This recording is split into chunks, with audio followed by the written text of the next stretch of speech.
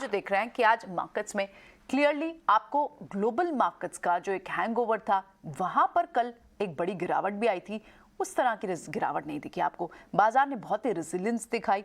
18,100 के पास कल हम बंद हुए थे और जहां पर बंद हुए थे निफ्टी में आपको एक रेंज 100 ऑट पॉइंट्स की रेंज के बीच ही कारोबार होते हुए दिखा। एक बार के लिए 18,100 के ऊपर क्रॉस हुआ था।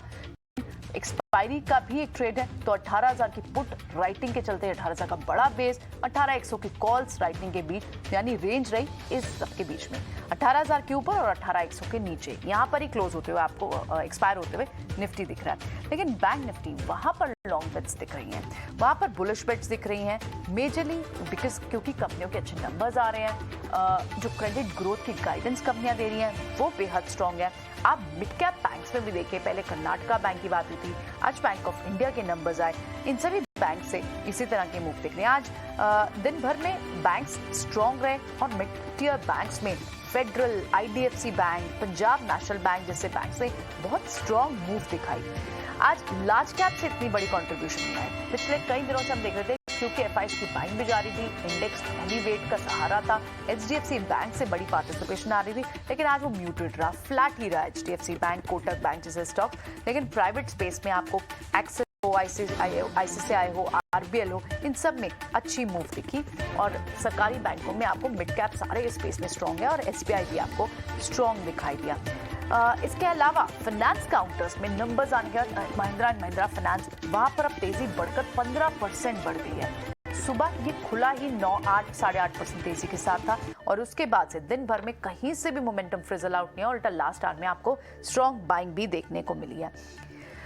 इसके अलावा आप चाहे दूसरे स्टॉक्स की बात करें, पिरामल के नंबर्स आने हैं, उससे पहले आप वहाँ पर मूव देख रहे हैं, 7-7.5% की मूव वहाँ पर है। दूसरे स्टॉक्स में आपको फर्टिलाइजर में कोरोमंडल जैसे स्टॉक्स, बीईएल जैसे स्टॉक्स में आपको तेजी दिख रही है और ब्रॉय रियल्टी जैसे स्टॉक्स में जिसमें पिछले 3 दिन से आप धीरे धीरे मूव्स ऑफ पॉजिटिव देख रहे हैं। तो और इसके अलावा क्योंकि आज एक्सपायरी वीक था, शॉर्ट्स थोड़े सिस्टम में मेटल के लिए भी थे, मेटल ने भी कल एक अच्छी रिकवरी दिखाई थी।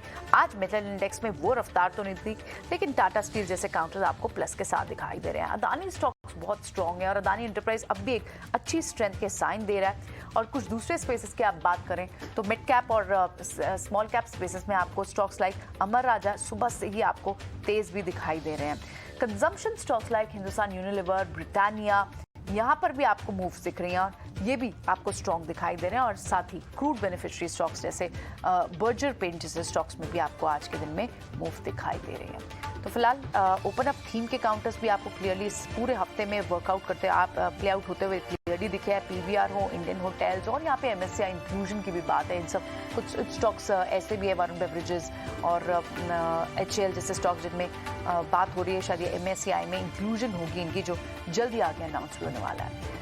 तो आज बाजार में अच्छा एक्शन और इस एक्शन के बाद आज वीकली एक्सपायरी के बाद देखना होगा कि अब सेकेंड वीक ऑफ नवंबर के एक्सपायरी के लिए कल से किस तरह के ट्रेड्स इनिशिएट होते हैं, ग्लोबल मार्केट से आज कैसे सिनेरियो आते हैं। लेकिन इस बीच हमारे दोनों एक्सपर्ट्स रुद्रा और नागराज, आपका शुक्रिया, आज आपने समय दिया और ये सारी कॉल्स हमसे डिस्कस की। और एक बार फिर से आप एडवांस डिक्लाइन देखेंगे तो डिक्लाइन से ज्यादा बढ़कर एडवांसेस दिख रहे हैं, तो बुलिश बेट सी ले जाने का वक्त और बीटीएससी ट्रेड्स भी सारे बाय साइड के लिए आपको दिख रहे हैं।